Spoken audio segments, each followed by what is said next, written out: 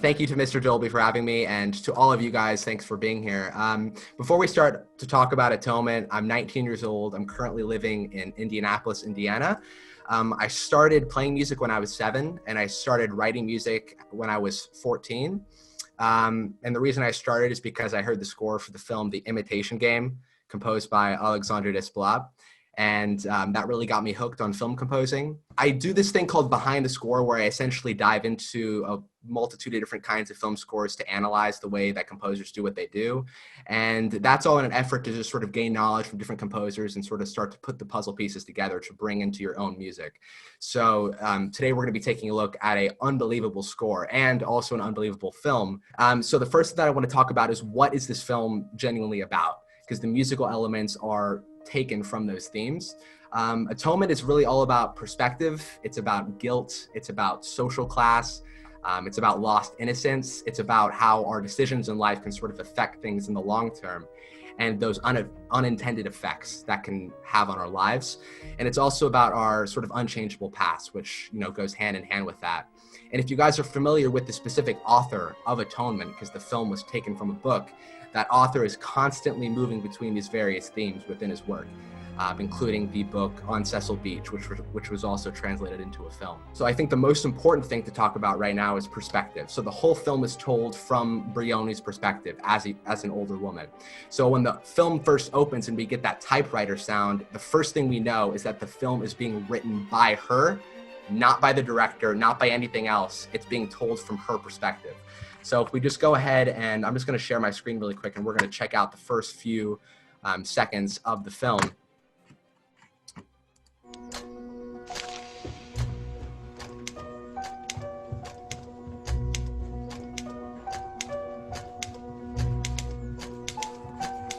So what this is essentially telling us is, it's telling us, don't believe everything you're about to hear, because somebody is being mysterious, somebody is lying, somebody is going beneath the truth. So already Marianelli is really diving into the subtext of the scene. The one thing you're going to figure out about Dario Marianelli and all the films that he scores is he never scores things literally. He never shows exactly what's happening, because there's really no way to score some girl walking down the stairs, but he's diving into the subtext of the scene and exploring the relationships between the characters and foreshadowing what's to come later in the movie.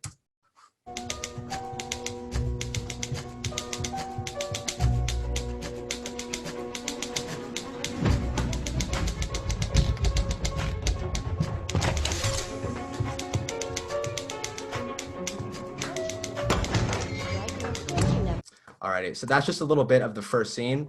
So the film starts out Act 1. It's all about mystery and intrigue, which is why we get this theme, for example, which is the Brioni theme. And then it moves into Act 2, which is very sort of delicate and romantic, because we're really highlighting the relationship between Robbie and, of course, our main character, Cecilia. So that's really about romance. It's about relationships. It's about growing up. And it has that very sort of romantic twang to it. And then once we get into Act 3, we're really isolating tragedy and hope. So once the war starts, once World War II picks up and we send Robbie, behind enemy lines, and he's at Dunkirk, he's in France, he's seeing people die around him, he finds a bunch of school children shot, we automatically transfer into this new musical tone, which is just really accented by the elegy for Dunkirk cue, which you guys are very familiar with, which is, of course, evolves to the ending of the film. So the score is a 3-act structure. Let's just sort of talk a bit about some of the elements that sort of make up this specific score. So again, based around the idea of perspective, the whole entire score is recorded by the English Chamber Orchestra, who had previously worked with Marianelli on the film Pride and Prejudice, which was the last film with Joe Wright, who's the guy that directed this film. So they had already worked together one time before. This was their second film together, and he worked with the exact same ensemble.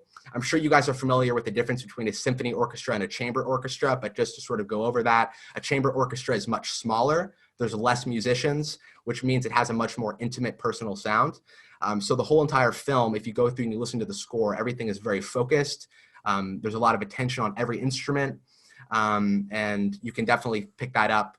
If you guys have listened to a lot of Alexandre Desplat's music, for example, The Imitation Game or The King's Speech, he also works with very small ensembles, which gives you a very sort of intimate sound. The first thing to pick up on with the score is the sort of musicality of it. So everything is very multidimensional. There's a lot of complex piano writing. There's also this thing called sonic narrative association. So when we look at a score for a film, usually it's sitting above the picture, looking down on the events as they take place. But what Marianelli, the composer of this film, does so brilliantly is he actually puts musical elements into the film itself. So the music is weaving inside and out of the actual story happening on screen.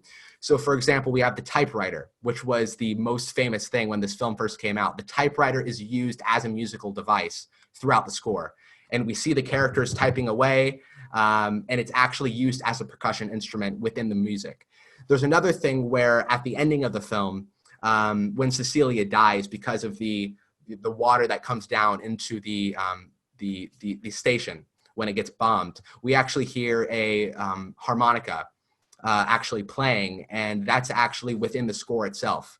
So he's bringing in all these elements into the story to sort of immerse us and make it feel like it's part of the film or part of the story. So the next thing is solo instrumentalists. So usually on a score, you're going to have people called soloists who come in and bring in their own individual solo voice. So on this film, we have various soloists. We have a solo clarinet player. We have a solo pianist who is an incredible piano player. Marianelli is a genius at writing for piano. If you guys have heard a score for Darkest Hour, the piano is super, super well versed, written incredibly beautifully, and he tends to use it in mostly all of the cues. So you can tell that he spent a lot of time studying the classic composers such as Beethoven, such as Mozart, who are great at writing concertos for specific instruments. So everything is very, very well written, very well thought out. Just a little bit about Dario Marianelli. His main focus of study while he was studying at university like you guys was actually counterpoint. So counterpoint, of course, is the variation of different kinds of voices that go together to create one texture.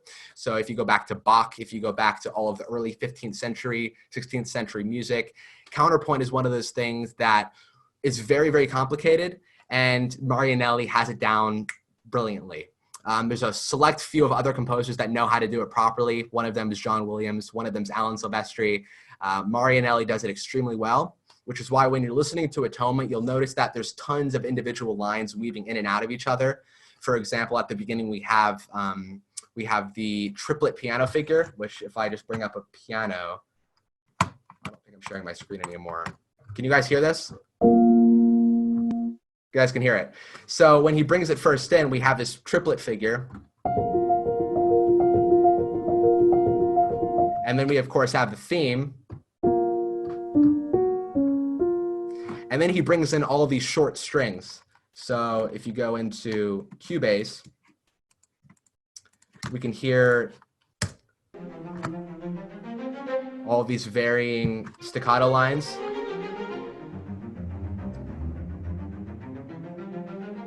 And as you can see, if I pull up the MIDI information, things are weaving in and out of each other. So you can see we have one voice at the top, the piano's going, we have the strings sort of coming in with the short articulation, and then we of course have the bass note at the bottom keeping our sort of pulse going. So he's incredible when it comes to counterpoint and maintaining stability throughout the music. So that's sort of one thing about that. Next thing, which is really, really important when it comes to Atonement and when it comes to Dario's scores in general, he works with what we call free tempo. So instead of everything being specifically tempo locked, he actually writes everything, mostly everything, without any tempo track. So you can imagine just being able to sort of pull up a string patch.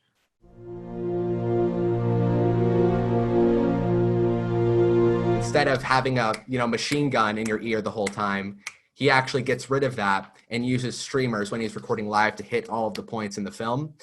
That, of course, creates a lot of problems because when you're working on a film score, the editor is constantly changing the picture. So one scene that was here might end up here, and one clip that was here might end up here. And if you don't use tempo, it's going to be a lot harder to figure out how things link up and how to fix things when new edits come in. So he works completely with free tempo, which is why a lot of the music has a very flowing feeling, a lot of romantic feeling. He's just really, really focused on the subtext of the story. So there's two ways you can score a film. You can score a film, like they used to do with comedy. You could Mickey Mouse everything and make everything translate to exactly what's happening on screen.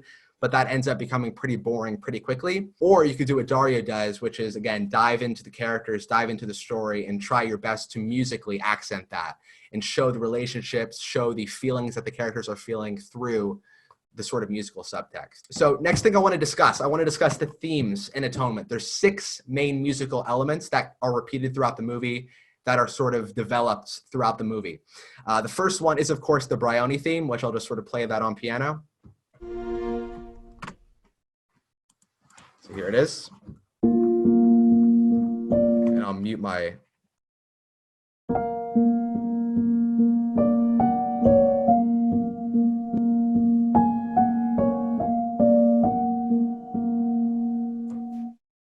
So that's, of course, the theme that opens up the movie.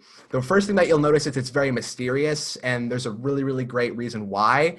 It's because it's literally constantly melding between major and minor scales. So when we start out the melody, we have a major third, and then he goes to a minor third. So he's essentially telling you, don't believe what you're about to hear. It's very mysterious. It's going between something that's comfortable and making things a little bit uneasy all the way from the beginning. And this is used all throughout the film to represent our main character of Brioni, who, of course, we see at the ending of the film as well. And it's telling us that the whole film is being written by her. There's a whole section in the middle of the film where we go to Dunkirk. We see Robbie in the Second World War. We don't hear this theme for about 30 or 40 minutes because Brioni isn't in the story anymore. It's just Robbie. And finally, when we see her at the medical hospital near the ending of the movie, we go back to this theme. So remember, themes are really, really important, but you have to know how to use them. You have to know when they appear. You have to know when to develop them. You have to know how much you should use. And Dario is great when it comes to introducing material, knowing when to bring it back, knowing when to sort of evolve it when characters are sort of growing and evolving. And this is a great example of that. The next theme that we have is the Robbie and Cecilia theme, which I'll go ahead and play right now.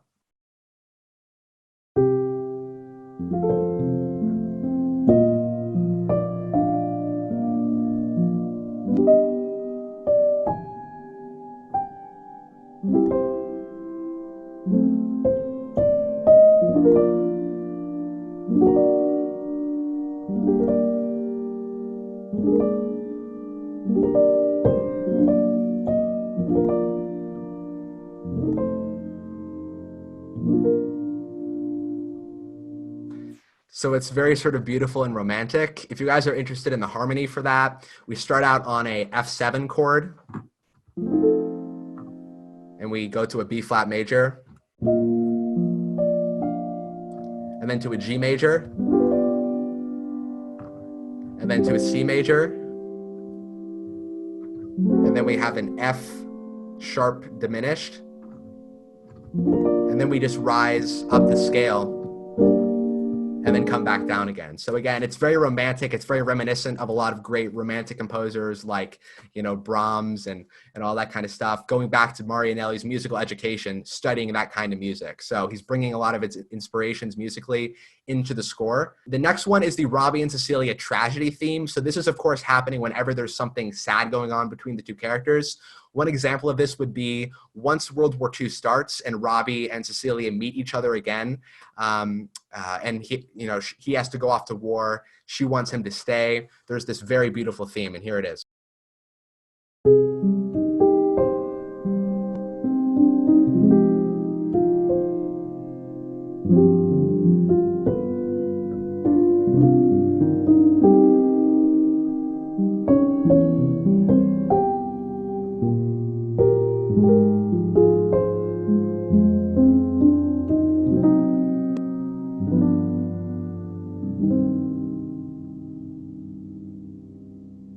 So obviously, as the two characters are sort of separating apart, this theme is always there to sort of accentuate that. And it's, of course, a variation on the Robbie and Cecilia theme, which is much more positive, much more happy. Again, using music to sort of develop as the story develops itself. So the next theme is what I call the Cottage by the Beach melody, because this is used at the ending of the film when it shows the sort of happy ending that Robbie and Cecilia never had. But it's used all throughout the film alongside the last theme that I played you.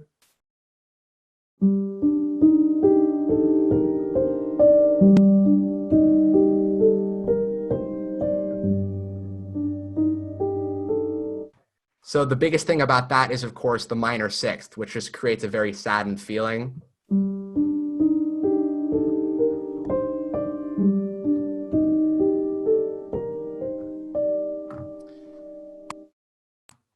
So the next one is going to be the reflection theme. The reflection theme is the theme that plays during the Battle of Dunkirk, which is that exceptional shot.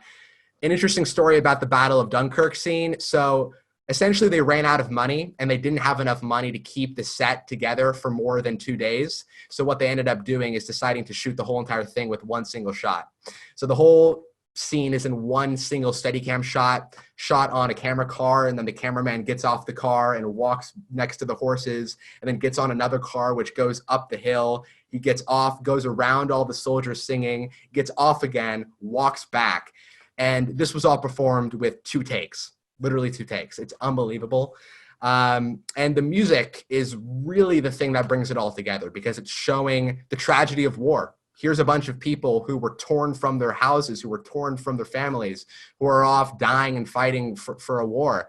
And there's just so much tragedy with it. When we see the soldiers singing, you know, this beautiful Elgarian hymn, it's just beautiful and really rings true with the story and shows you sort of Robbie's perspective, but also the perspective of the whole war in general. And here is just a little bit of that. I'm just going to play it with a string patch.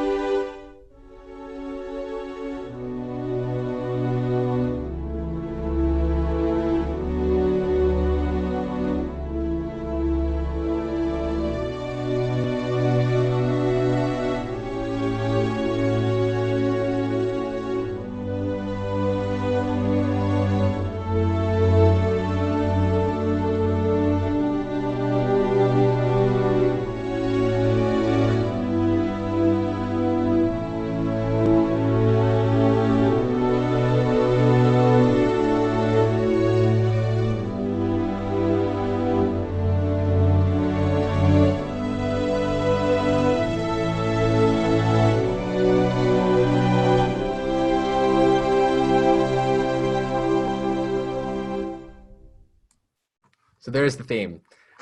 So it's just a beautiful theme.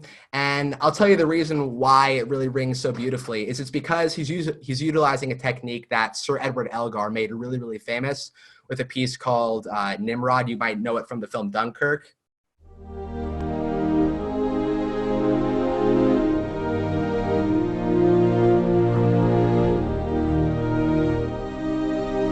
And the whole idea of Elgar is to build up to a huge crescendo by using a variety of different chord inversions. So instead of always staying on the root chord, you know, C, F, D minor, G major, using inversions of the chord to help build emotion and help build tension. So for example, instead of going from B minor, you know, to F sharp minor, like this, what he ends up doing is using the first inversion of F sharp minor, which creates much more emotion when we're listening to it. Right, it just feels a lot better than, you know, and then he goes from G. Imagine if instead of that he did. So use inversions to help create a bit of tension, emotional tension. That's one thing that Elgar used. It's another thing that makes this theme ring out so beautifully. And then obviously it's just the voicing, it's the arranging of the actual piece. One thing you'll notice with a lot of really beautiful string music, all of the voices are spread out over the keyboard. So instead of everything being like,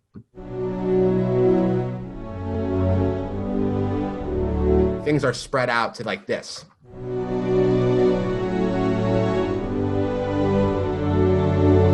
Which just in terms of acoustics, in terms of science, I know Dolby knows a little thing about science, the sound is able to just, you know, spay over a larger area. So for example, if we go to the MIDI file for this specific cue, and we take a look at what's going on, you guys will be able to see what I'm talking about. So here is just a bit of that, that piece. go ahead and find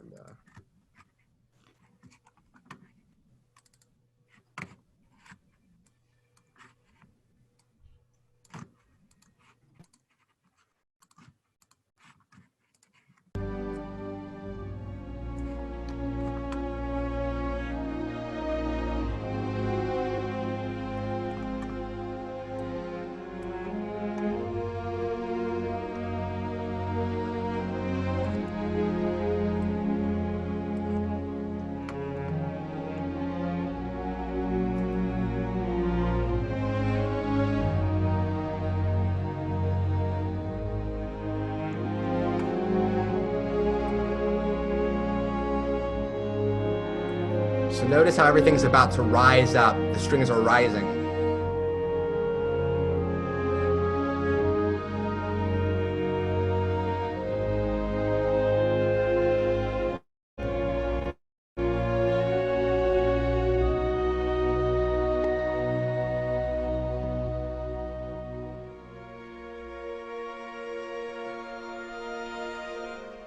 But we'll eventually get to this cue in a bit. But that's, of course, the reflection theme. And the reason why I don't call this the Dunkirk theme is because at the ending of the film, when there's the denouement scene and Brioni's talking about how she essentially screwed up these two people's lives and she lied when she was a little kid, it goes back and plays this theme. So it's really all about reflecting on our characters, reflecting on our situation, used at Dunkirk, used during the denouement, actually only used in its full form 2 different times in the movie as compared to something like the Brioni theme, which is used all throughout the film tons of times.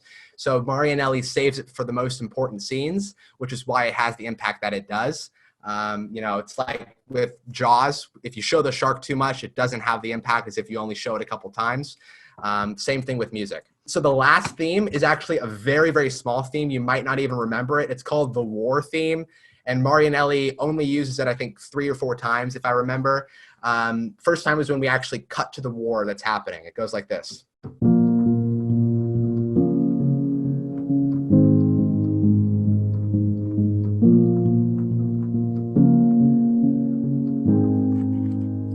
So when Marianelli starts out the film, he's got these 6 tools to use. And from that point, it's really just about developing the material and it's about using the material. So what we're going to do is we're just going to start taking a look at the suite that I arranged, which is essentially just me putting together all of Marianelli's ideas so we can see them in one screen. So let's just go ahead and get started with the first cue. Let me just start out by playing a little bit of it.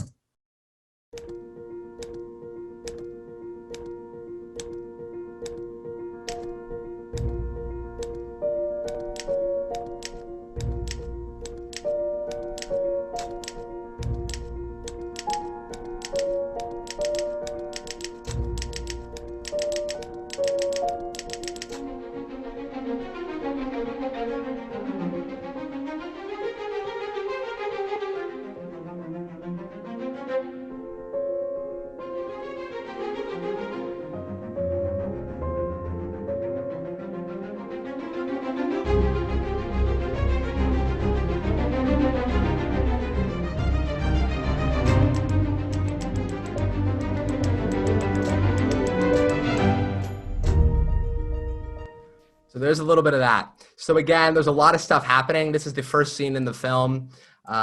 This is the Brioni theme. First thing that we have come in is, of course, a typewriter, which is the percussion in this piece. And at this point, it's creating a very simple melody. At first, it's very random. And then it starts to pick up a pulse. So we'll just isolate that.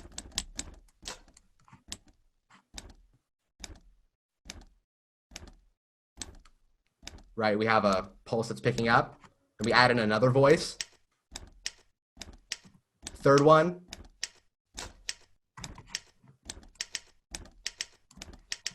Then a fourth. Right. So there's even counterpoint with the damn typewriter. I mean, that's pretty impressive. It's pretty cool. So that's what's, of course, keeping the pulse of the piece together. And then we have a piano triplet ostinato figure, which sounds a little bit like this.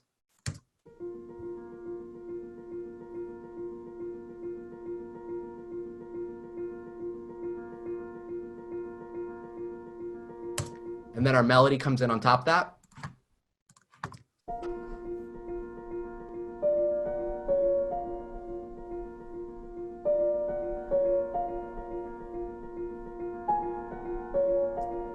So as of now, all we have is the pianos that are working with the typewriter.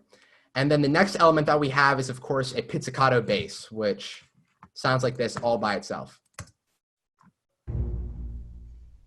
Literally all that we have is the pianos, we have the pizzicato, and then we have the typewriter.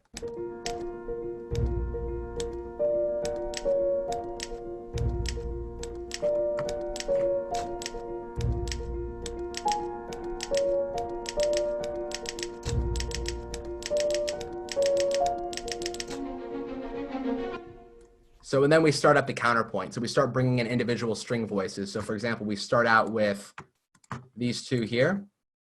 And all we're doing is we're just working our way up and down the chromatic scale. That's pretty much all it is.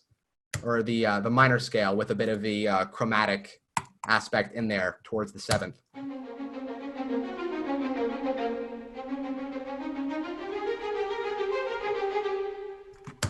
And then we bring in another voice.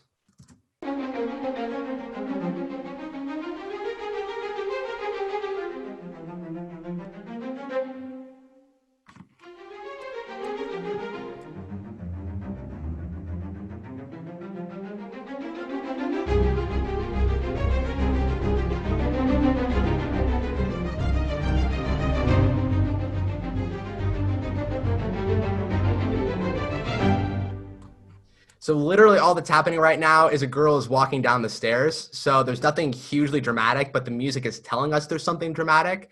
So again, this is just, again, creating an environment, creating an atmosphere, foreshadowing, showing us who our character really is. All that this cue is, we have the chromatic, step building motion within the strings. We have the typewriter for our percussion, and then we have the piano melody, and then our piano ostinato, which is that triplet figure. And all of that together forms the main theme.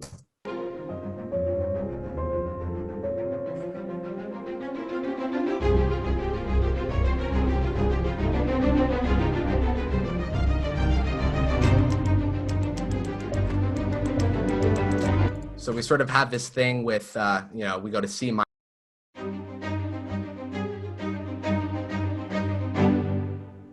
And then we modulate to E flat minor.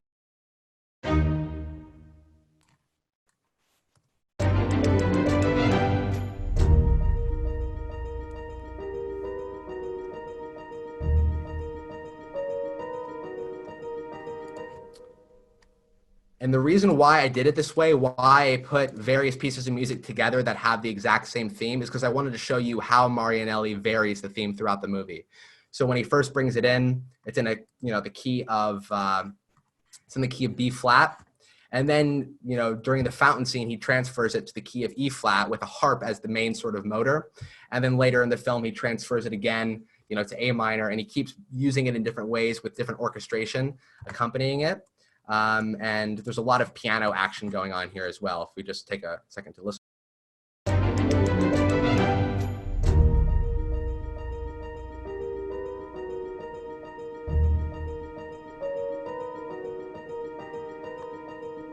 Notice the ostinato figure, and then the piano comes in.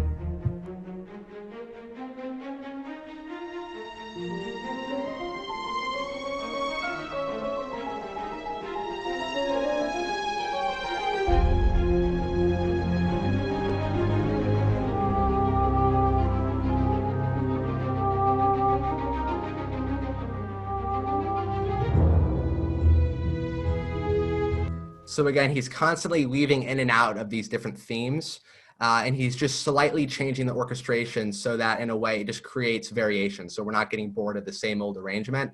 And Marianelli does something different too, which I'll sort of explain. He uses a digital audio workstation called Digital Performer. And the way that it allows you to work is it allows you to work in chunks. So you're able to pull up all of your cues at the exact same time instead of having to reload every single cue over and over again. So you're able to take ideas from one cue and literally copy and paste it into a new cue. So when Marianelli is working on Kubo or he's working on Darkest Hour, he's able to literally take full arrangements and transfer it from one piece to another piece, and then just slightly change things to help keep it interesting. So the chunks feature is definitely really, really different. It's something I'd love for Cubase to have. Again, Ashton, back 20 years ago, Cubase had that before they supported audio. Right. multiple Yes. arrangements. Yeah, and it's an amazing idea because it allows you to work so much more efficiently. I mean, you guys know how crazy it is to have 50 cues in a movie and to have to pull up each one and print all of your stems for the studio and go back into your other one and reopen it and wait for all of the loading time. So it's absolutely a pain in the ass. And so when you have something like the chunks feature, you're able to have everything to your disposal.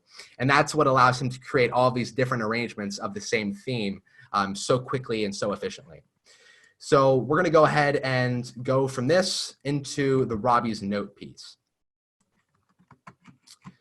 Alrighty, so just a little bit about this. Again, there's two versions of Robbie and Cecilia's theme. One of them is very tragic, highlighting the separation that they experienced during the second act of the movie. Robbie goes off to war. Cecilia is working as a nurse. In reality, they never end up getting back together because Robbie dies on the front in France. Cecilia dies from a bombing in London. So it's a very tragic ending, but we don't know that that's actually what happens yet. Cecilia is the one writing the whole entire film. So this is a really important point where the music starts to create that divide and starts to show us the different directions that our characters are sort of traveling. But here's their sort of very happy, optimistic theme, showing their attraction for each other. It's got a very romantic feel. Here is that.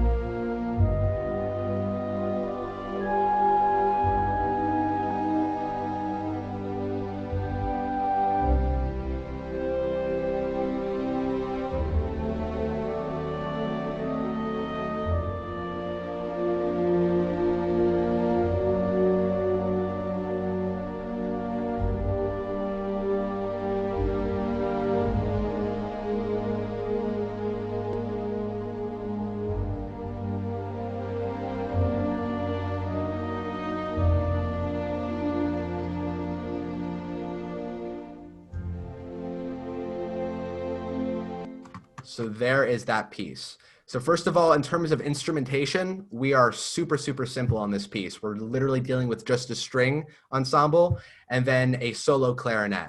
So everything is kept really minimal. And then we also have a harp just keeping things in motion. So for example, when you're dealing with a string line that's very open and very wide and you have big chords ringing out, it's really helpful to be able to throw in a harp to just keep things moving.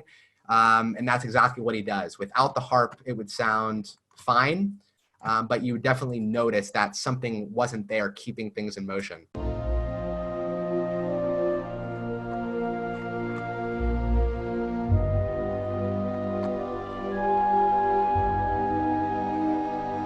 Also without the pizzicato as well.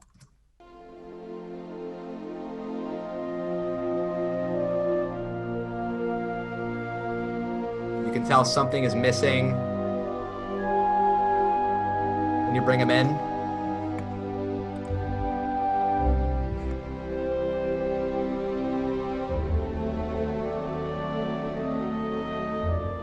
So again, he's using instrumentation and orchestration to sort of create a texture. John Williams is someone who does this all the time. If you think of Harry Potter or think of a lot of his scores that have a lot of really bright, beautiful music, he's constantly using instruments that you might not hear on the surface of the mix, but definitely create a feeling within the mix that you won't automatically notice. For example, he uses celestes all the time. And even though you as a composer might not automatically notice, hey, he's using a celeste in this piece, it creates an effect in terms of the orchestration and in terms of the arrangement that definitely creates a difference. And that's what the harp here is doing. In terms of our orchestration setup for the strings, let's just take a look at that. We have our chamber string ensemble here.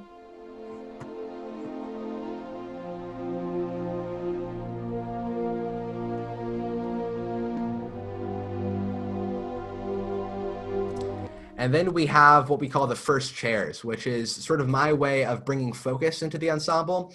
And so there's actually a library out there by a company called Orchestral Tools, and they created a library just of the first chairs being recorded. And if you blend that into the mix with the rest of the strings, it helps create more attention and more focus that you might have in a chamber orchestra. So here is those two things together.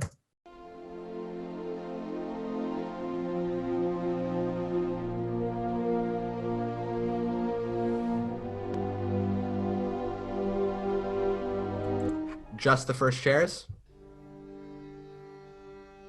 Again, super minimal.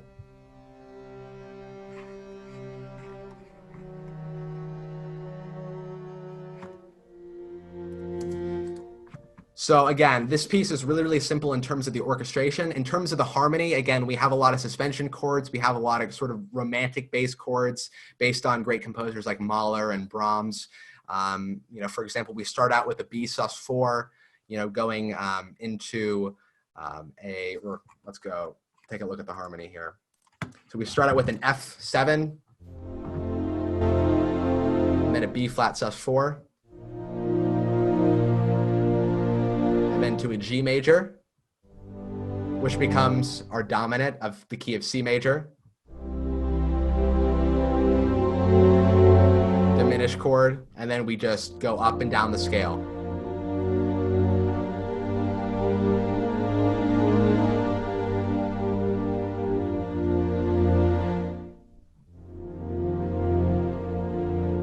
So again, everything is really kept to a minimal, but the attention that he brings to each individual voice, each string instrument, and the way that he voices it is just really a particular thing.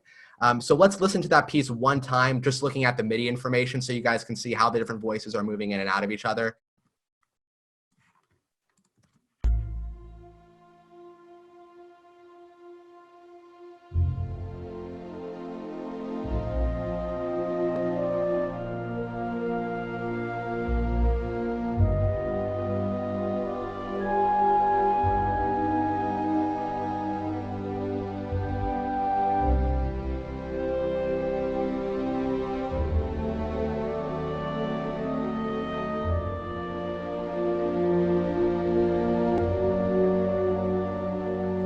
Our top voice is the clarinet.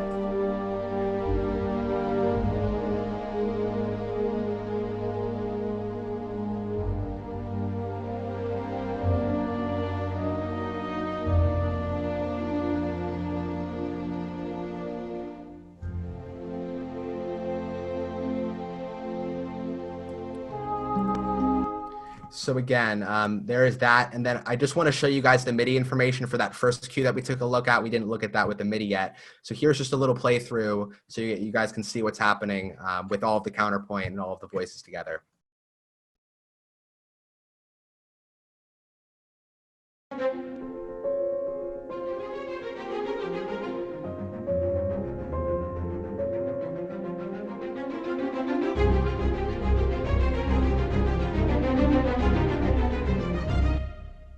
Really quickly, this thing right here, what you see right here, where the two voices are opening up like a shark's mouth, that's called contrapuntal motion or counter motion. That's used all the time in counterpoint, and it's really great because it helps to span the voices across the keyboard and help create a more defined sound.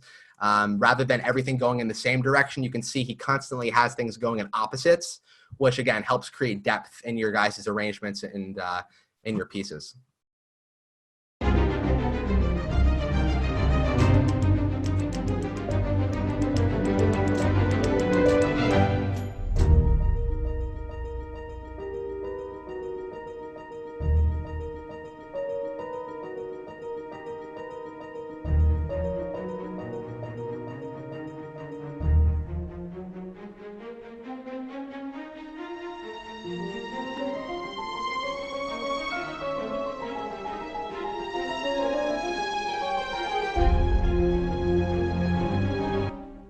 Now, this is really just about as atonal as the score gets. It's a very beautiful tonal score, but within all of this kind of music, the mysterious music, he goes into a lot of really weird chromatic places. This has a very sort of Franz Liszt, you know, Chopin kind of feel to it.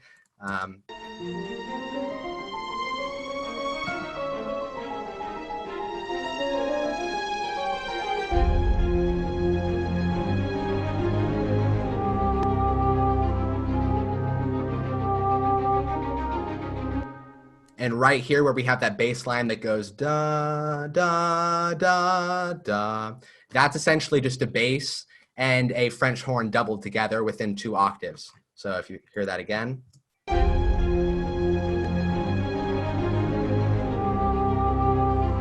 then a cor anglais, which is an English horn.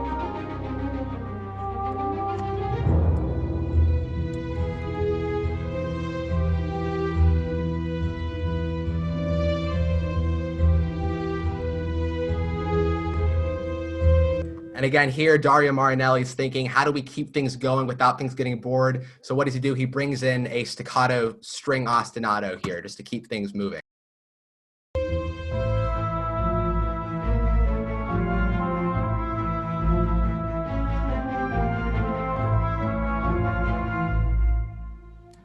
Alrighty, so there's that. Before we go into the Elegy for Dunkirk piece, if you guys have any questions about what we just looked at, please feel free to.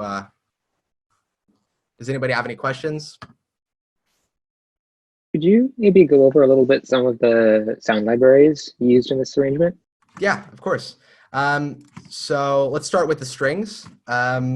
The biggest thing that I use is a library called Spitfire Chamber Strings, which was recorded at Air Studios in London, where most of Hans's scores were recorded. Most of the scores that you hear on sort of big Hollywood movies were either recorded there or Abbey Road. So it has a beautiful sort of sound.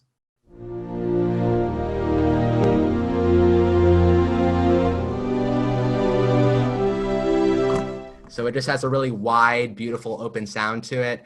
Again, that's Spitfire Audio Chamber Strings. The next one is Hans Zimmer Strings, which is also by Spitfire Audio, recorded at Air Studios with something like 350 players just in the one room. So you have like 100 violinists and 100 viola players, and it's just a ridiculous amount of instrumentalists. And what that creates is a very beautiful silky sound, which sounds like this.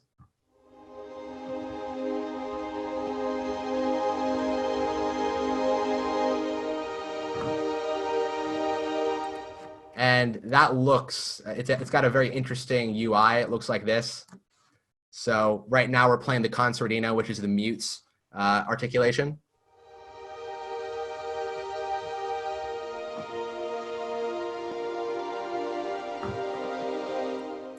So that's what we're using to sort of create a lot of the beautiful airy sounds up at the top of the mix. And then when it comes to our basses, we're using a library called Metropolis Arc 2 from Orchestral Tools.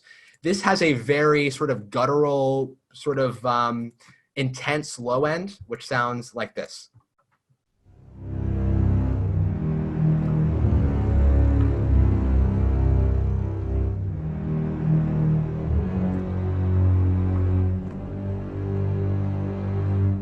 And then for all of our first chairs, we're using the Orchestral Tools first chairs.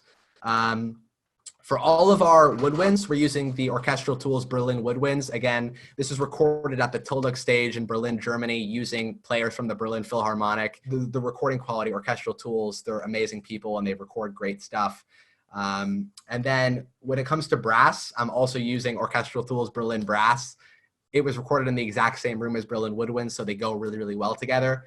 When it comes to percussion, I'm using a bit of Hans Zimmer percussion for all of those really sort of low booms. So for example, in Elegy to Dunkirk.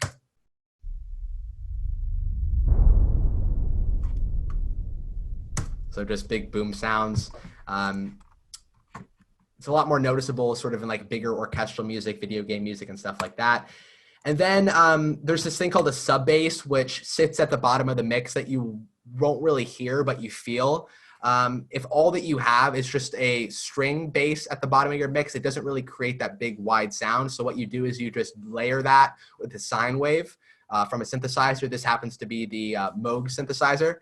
And what that does is it just creates that extra bit of bass that helps the mix. Pirates of the Caribbean, all of those big, beautiful string lines that you hear in, Gladiator and stuff like that. There's like a sine wave going on underneath that just helps bring it out a bit more. Hey, Ashton, most of these guys use Logic, and if you use Logic samplers, EXS24, with no instrument loaded, it plays a perfect sound wave, which many composers use for this purpose. Yeah, it's perfectly true. I know Christian Henson does that all the time within EXS24.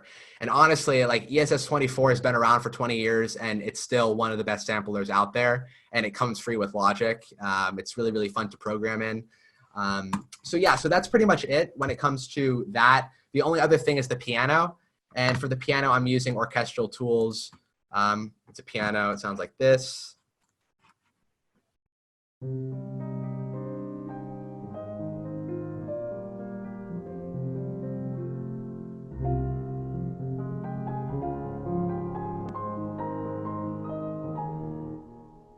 Just a really nice general piano. It can be used for like contextual piano within a mix, or it can be used on its own as a soloist piano. So yeah, so that's the percussion, strings, woodwinds, and yeah, hopefully that answers your question. Ashton? Bill, just before you ask that, so what I'd maybe like to do, Ashton, is just any questions we have up to this point, we could just maybe deal with those now and then take a break for maybe 15 minutes. I'm sure everybody needs a bio break, and then maybe come back and do your big cue. And I'm sure these guys have got all sorts of general questions for you about, the industry and your career and your aspirations and stuff. So how about we sort of aim to take a break fairly soon? All right, sounds good. Bill, go ahead with your question. Okay, so Ashton, do you have any tips for writing like fast, short, like staccato strings to make it sound more like powerful or like more dynamics? That's a really good question. I did a lot of that with, I've mocked up a lot of Hans's music, and one of the things is don't be afraid to just stack up all of these short articulations together, because what that ends up doing is it just creates a bigger, fatter sound. And when you are layering different virtual instruments together, make sure that each layer has a different sound attribute. So for example, one of the short strings might be really, really tight and really, really short. So for example, like this. Or you guys might know it from The Dark Knight.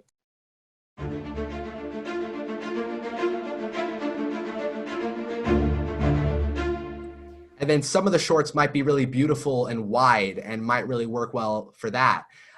So whenever you're dealing with short strings, I just recommend, first of all, make them really tight so you can literally go in to the settings and change the tightness, bring them down, and then don't be afraid to sort of layer them together to create a much more full sound. That's what I'd say. Okay, thank you. Yeah. Any other questions?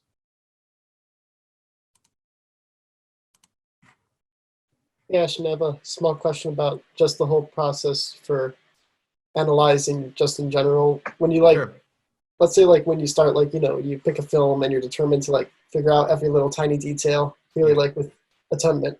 What's your first step usually, or how do you like to go about it? I just watch the film and I sit there with a notepad, and I've taken a look at a lot of the notes that I've taken, and 90% of them are story notes and 10% of them are music related notes. Because I think that when you're analyzing a film, or you're analyzing a game score, or you're analyzing a TV score, it's really only a TV score because of the narrative and because of the story. And the music doesn't work without any of those two things. They're mutually, they work together. So when you're starting to analyze a film, I just go through, isolate what are the themes for the different characters, what is the sort of musical arc, because every film has a different musical arc. It starts out like this, it goes like this. These big epic films like Gladiator and The Dark Knight and stuff like that, they have this big sweeping arch that goes from here to there, and they follow the character in a really interesting way. Gladiator starts out in this very sort of gross, guttural battle type music reminiscent of Gustav Holst's Mars, and it ends up in this beautiful Lisa Gerrard angelic sound world. And Hans is great with creating the sound worlds. John Williams, Harry Potter, it starts out, mysterious with the Celeste, and he's sort of putting you into this world, and it ends with the train going off, leaving Hogwarts, and the melody is huge. So I just isolate the arc of the film, and then start to isolate the technical elements of the score. What is the orchestration? What are the themes? How do they go together? What's the instrumentation like? And once you have all those things, you can start to put things together. Hopefully that answers your question. Yeah, that's awesome. Thank you, man. Well, it looks like people are wandering back in, so we should probably get rolling again. All right. So once again, so this is the last cue that you want to analyze from Atonement, right? Right. Yeah. So let's do this, and then we'll just sort of open it up, and people can ask you anything they like. Sounds good. Okay. So again, this is sort of a really pivotal point in the film, as many of you guys know. I heard that you guys took a look at this piece. This was the most expensive thing in the film. to produce. So it's a big, beautiful scene. You have a beautiful sunset in the background. You of course have the Steadicam shot, which was beautifully shot by the film cinematographer. And it's just a really well put together scene that really captures the tragedy of war and really puts you in the prints of Robbie, our main character. This is essentially where he dies in the film. So it's really, really important that this captures the emotion of the audience. And it really is a preface and a foreshadow of the ending of the film when Brioni starts talking about what actually happened, the fact that Robbie did die, the fact that she fabricated the story, the fact that she lied when she was young. So this is really a crossroads for a lot of themes and a lot of themes story-wise, but also thematically within the music. So the first thing I want to do is just take a look at a couple minutes in the scene. We're just going to watch through. We're going to sort of come out, and then we're going to start to talk about the actual arrangement of the piece. And again, if you guys have any questions throughout this, just please feel free to stop me and let me know, and we can just do that. So here is a couple minutes of Atonement, the beach scene. Here it is.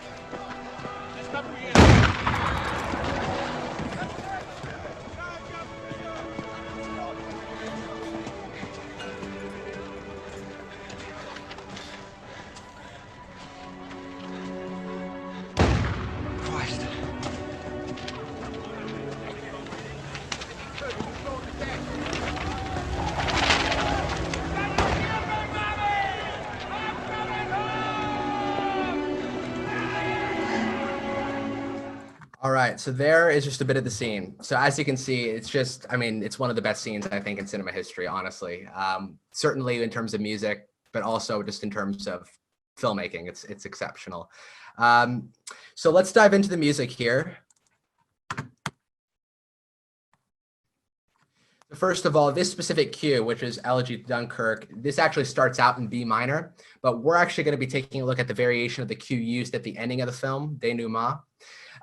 So this specific cue starts out in B flat minor, actually. So we're going to start out with B flat minor.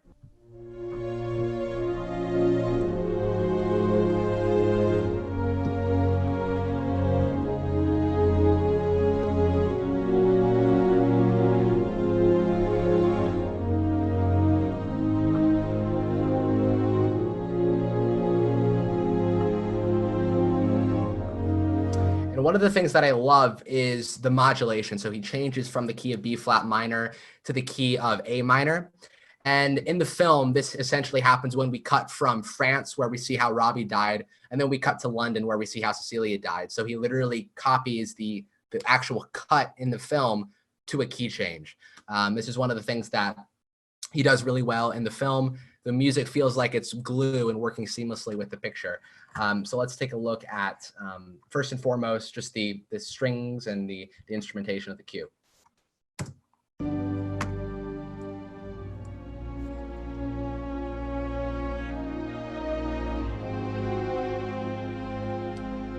So first thing to point out, we actually have like a solo cello, which is sitting above the mix, which really, really helps to create a lot of that sort of tugging emotion that we feel. Sounds like that on its own.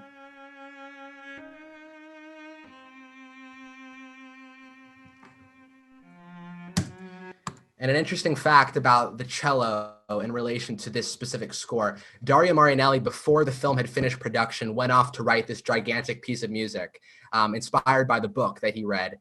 And the piece of music was essentially this cello concerto. And it was so complex and so beautiful. And he ended up using it in the ending credits of the film. But it was so busy, like there was so much musically happening that he ended up not being able to use it in the movie because it just didn't really work as underscore. But he ended up using a solo cellist throughout the score as just sort of an accenting piece. So he uses that here.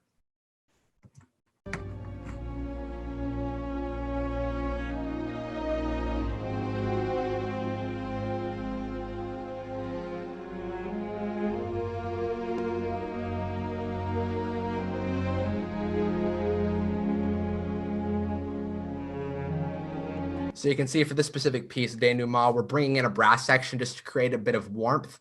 John Williams does this, Alan Silvestri does this. You start out with the strings and then the brass comes in to sort of bring a lot of wideness and a lot of warmth to the mix. And the brass just have this way of making things really shine through. You definitely notice that when you go to a concert hall and hear a symphony play live, when the French horns and the tuba are all playing together, it creates such a beautiful sound. And you can see that sort of working here.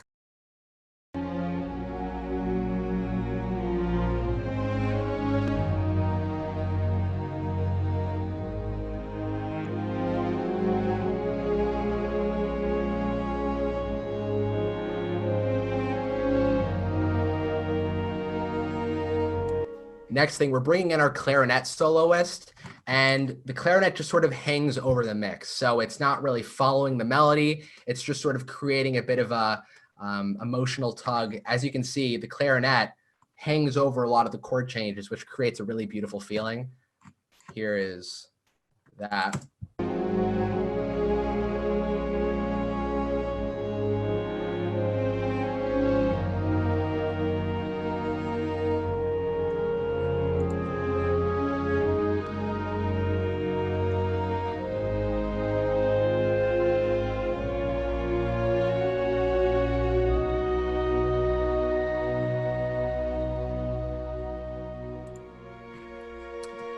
Now, of course, we get to the point in the film where, again, we cut to the tube station and we have a person who's actually in the film playing an instrument, and that's actually part of the score. It's one of those sonic picture association things we were talking about. Happens with the typewriter, it happens here. And so here is that element just on its own without the orchestration behind it.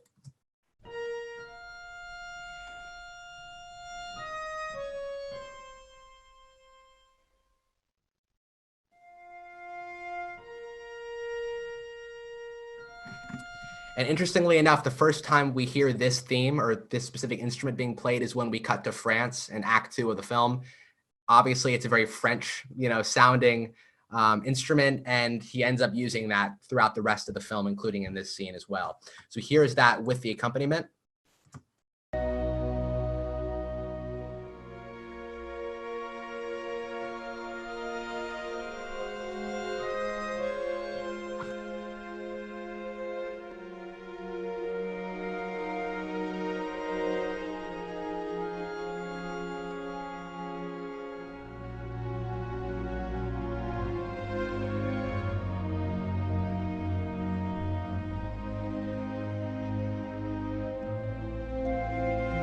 All right, so let's talk a bit about this key change when we cut from B flat minor to A minor.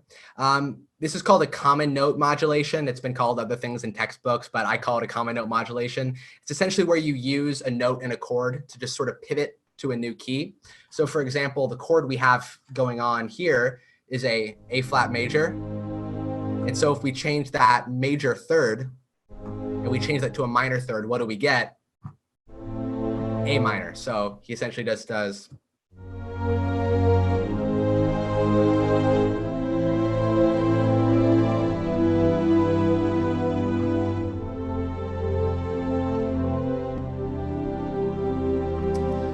And it's a totally beautiful modulation and works well with the picture cut as well, changing locations just to help create continuity between the music and the film. As you can see, literally all of these chords are inversions. We have an inversion of a major chord, inversion of a major chord, inversion of a minor chord, inversion of a, so he's not using any of the original chords in the key. He's not using just the simple C major that you might play on a piano. He's actually changing the bass notes to help create emotional tension, which again functions like an Elgar piece from the classic romantic era. It's a beautiful way of writing. Let's just take a look at this last section here.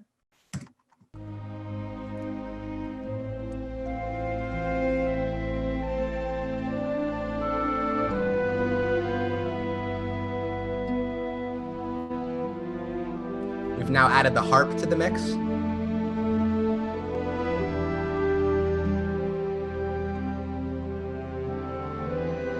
Notice the percussion that comes in.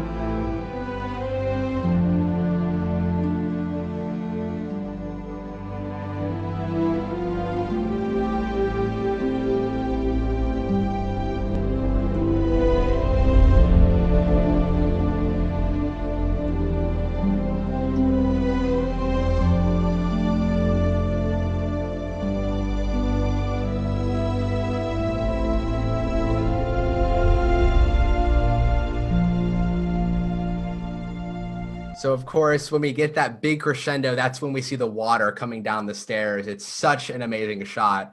Again, Joe Wright, the director of this movie, is just a great visual storyteller. And when you're a composer working with a great visual storyteller, things get a lot easier because all the music really needs to do is just work alongside it, not fix anything, but just, you know, be a part of it. First thing you'll notice is when we get into the crescendo part around bar 178, the strings go into a octave.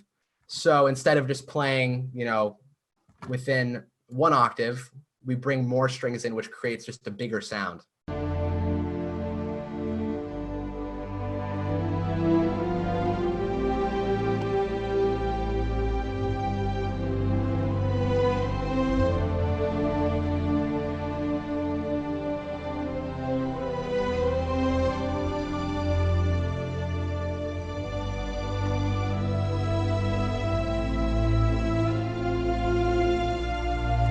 All the voices are spread out across the keyboard, so we get this really full, rich sound.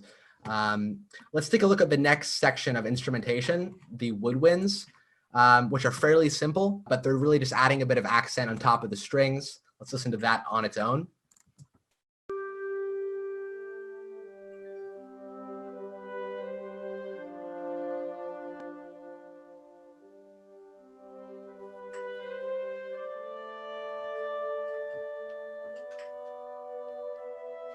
It's one of those things where the sum is, you know, larger than the sum of the individual parts, you know, because by itself it sounds very minimal, sounds very small. But when you put it into a big mix with the strings, it can really have that that impact. Speaking of impact, let's just jump to the percussion really quick. The percussion is made up of two different elements. First thing is we have like this really low cinematic rumble, which is used a lot during horror movies when you have like some person walking into the basement and the thing's about to pop out and scare you. You have this low rumble sitting at the bottom of the mix, just creating tension. Here's what that sounds like on its own.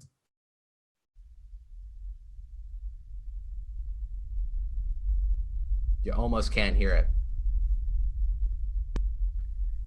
And then on top of that, we have some really, really low percussion, just sort of building up into this big hit. And then, of course, we have a cymbal.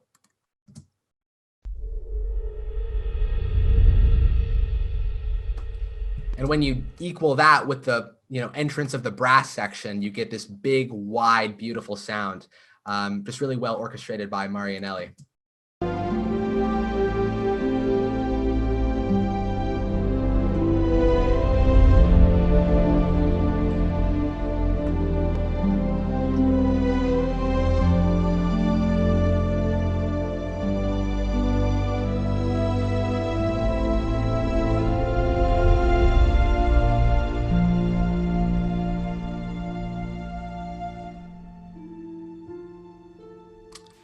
And then the reason why I wanted to end the suite with the Robbie and Cecilia tragedy theme is because that's the way that Marianelli ends the film.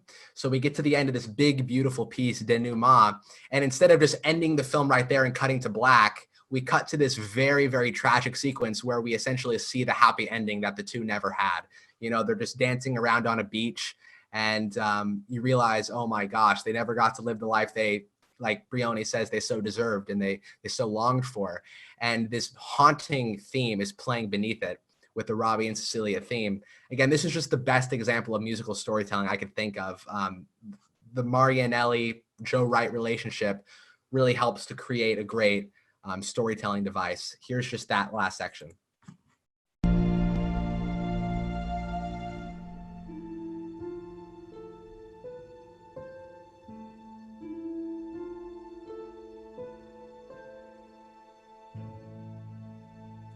Then the film ends.